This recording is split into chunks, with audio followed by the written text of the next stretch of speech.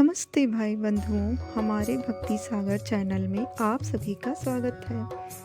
फाल्गुन महीने के शुक्ल पक्ष की एकादशी तिथि को आमलकी एकादशी के नाम से जाना जाता है। इस व्रत का हिंदू धर्म में विशेष महत्व है। इसका एक नाम रंग भरी एकादशी भी है। ऐसी मान्यता है जो भक्त इस दिन का उपवास रखते हैं और भक्ति भाव के साथ पूजा अर्चना करते हैं, उनकी सभी मनोकामनाएं पूर्ण होती हैं।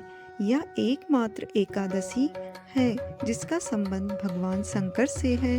इस दिन काशी विश्वनाथ वाराणसी में भगवान शिव और माता पार्वती की विशेष पूजा होती है। मान्यता है कि इस दिन बाबा विश्वनाथ गौना कराकर पहली बार काशी आए थे। तब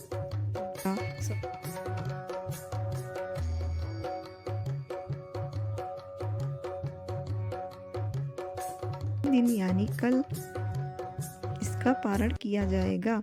एकादशी व्रत के दिन व्रती को एकादशी व्रत कथा का पाठ जरूर करना चाहिए। ऐसा माना जाता है कि व्रत का पाठ करने से भगवान विष्णु की कृपा से सभी मनोकामनाएं पूर्ण हो जाती हैं और मृत्यु के पश्चात मोक्ष की प्राप्ति होती है और समस्त पापों से मुक्ति मिलती है। प्राचीन काल में चित्रसेन नामक राजा राज्य करता था।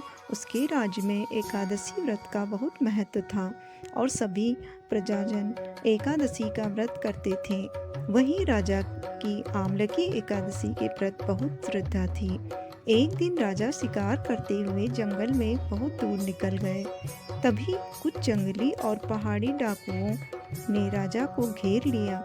इसके बाद डाकुओं ने शस्त्रों से राजा पर हमला कर दिया, मगर देव कृपा से राजा पर जो भी शस्त्र चलाए जाते वो पुष्प में बदल जाते।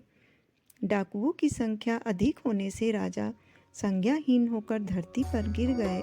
तभी राजा के शरीर में एक दिव्य शक्ति प्रकट हुई और समस्त राक्षसों को मारकर अदृश्य हो गई। जब राजा की चेतना लौटी तो उसने सभी राक्षसों को मरा हुआ पाया। यह देख राजा को आश्चर्य हुआ कि इन डाकुओं को किसने मारा। तभी आकाशवाणी हुई, हे राजन, ये सब राक्षस तुम्हारे आमलकी एकादशी का व्रत करने के प्रभाव से मारे गए हैं।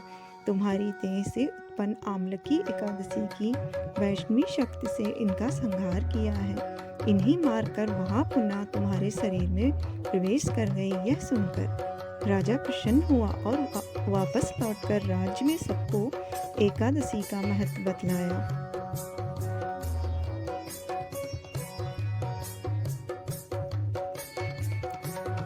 आप सभी को अगर ये कहानी एकादशी की पसंद आई हो तो आप सभी लोग हमारे